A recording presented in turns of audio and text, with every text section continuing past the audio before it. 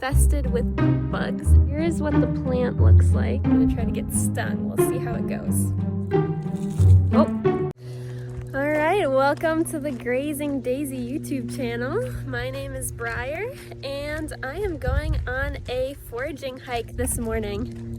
So the main goal, the main plant that I'm looking for today is sumac, which I already found a couple droops of that, and so what I'll do is I will make it into some lemonade. Well, sumac-ade, because it's with sumac instead of lemons. So I'm just kind of looking around, and if anything else catches my eye, I'm just picking it up. I was just walking along, and I saw some jewelweed. I don't think I'll take any of the flowers right now, because I'm not sure what I would do with them at the moment, but found some.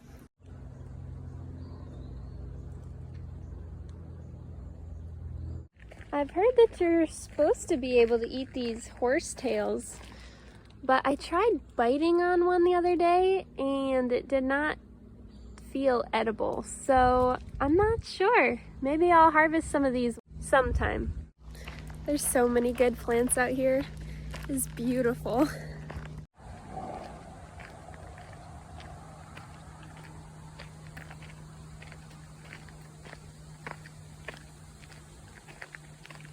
Found some raspberries.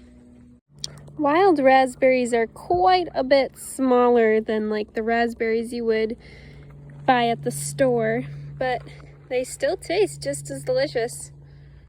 Seeing a lot of wild grapes right now, which is something that I foraged for last year. They're not ready yet. They're usually not ready around here until like September. I live in Wisconsin, so usually August, September is when wild grapes are ready. Okay, so my favorite flower in the whole world is chicory. Chicory flowers. I like to call them cornflowers, but chicory works too. Look at how beautiful these are. Chicory roots are edible. I don't know, I'm pretty sure the actual chicory plant itself is edible too. I've heard some people, they like make it into like a kind of a tea, but they say it actually is a good substitute for coffee. Never tried it before, but it sounds interesting. So here are some really good examples of just how many wild grapes I'm talking about. Both of these trees are just covered in grapevines. Just covered. I'm a little bit too far away to actually get an up-close view of the grapevines, but if I find a really close one, I'll show you. Okay, I found the big sumac patch, but I'm a little afraid. Oh, nope, we got some droops that are short enough for me. Okay, I was gonna say, some of these plants get really tall, and I wouldn't be able to reach them even if I tried, but we got some good low-hanging ones. Oh my goodness, look how many! And obviously there's all the ones up there that I won't be able to reach, but I'll show you what it's like harvesting these smaller ones. This part of the sumac plant is the berry.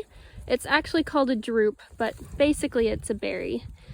So what I'm gonna do is I'm going to take my knife and just cut right at the base of the plant there, and then I will stick the drupe into my bag. Alright, so I wasn't able to get a ton because of actually how sloped this little section is right here, but I was able to get a few. Now, some of them were kind of infested with bugs, it looks like, so I'm not gonna bring that one with me, which is unfortunate. I'm gonna see if I can get a couple more. I'm not quite sure if I'll be able to. They look closer than they actually are, but we'll try. Okay, so I got a few more, a couple more that were a bit more lower, but not a lot. It should be enough to make about a half gallon of sumac-ade, so we'll see how it goes, but I gotta show you how tall they're all so tall. Like if I was the size of a giraffe, maybe I'd be able to get some more, but let me show you this to you guys. It's actually kind of crazy. Look at just how tall. They are way up there. all along the top. There's also several more that are like on the ground there. Like there's that one there, a couple more down there. But this is way too steep, and if I were to try to go down there, I might not be able to get back up. So I'm gonna just not risk it. Either way, it's been a pretty successful foraging day. Probably not gonna walk too much further, but I will maybe for another, I only have another quarter mile before I get to 1 mile out, and that'll make it a 2-mile walk today. All right, I think I might have found some stinging nettle. I've been looking for this stuff for a long time, and every single time I find a plant that I think is stinging nettle, you know, you'd think if you touched it you would get stung and then you would know. But I actually learned the other day it's kind of hard to get stung by stinging nettle, so you kind of have to do it on purpose, which is a little bit tricky. But I think all of this is like small stinging nettle plants, so what I'm going to try to do is I'm going to try to get stung. We'll see how it goes. All right, so here's what the plant looks like. Oh, yep, that is definitely stinging nettle. I'm gonna try to harvest some of this. I don't have gloves, but I'm gonna do my best. I got stung right on the thumb. It actually doesn't hurt too bad. It only lasts for about a minute or two, but you can already see the reaction starting.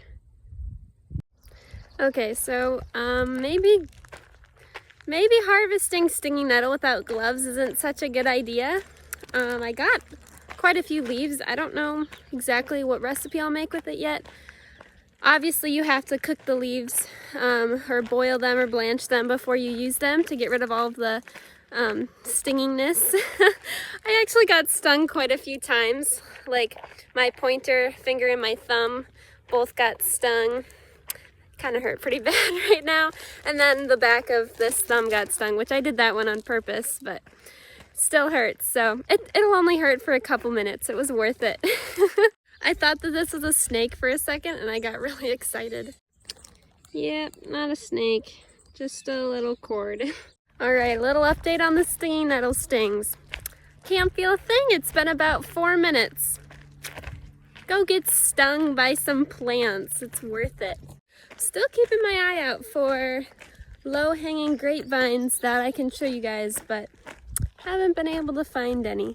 All right, so I am heading back now, turned around at 0.96 miles, so it'll be about a 2-mile walk today. I got some stinging nettle leaves and some sumac, so we'll see what kinds of good recipes I can come up with for these. Remember those sumac plants that were completely infested with bugs? Unfortunately, my plants I foraged completely got covered with these little worms, which includes my stinging nettle leaves. So I decided I was going to make some tea, and I had already gotten it all put together, sweetened it and all of that good stuff. I even tasted it, and then I looked in and I saw all of these little worms. Yeah, I did end up having to throw it all away. I only took about a couple sips of it, but still, it was just a little gross. It was a fun foraging trip nonetheless, even if I didn't get to actually eat much from it.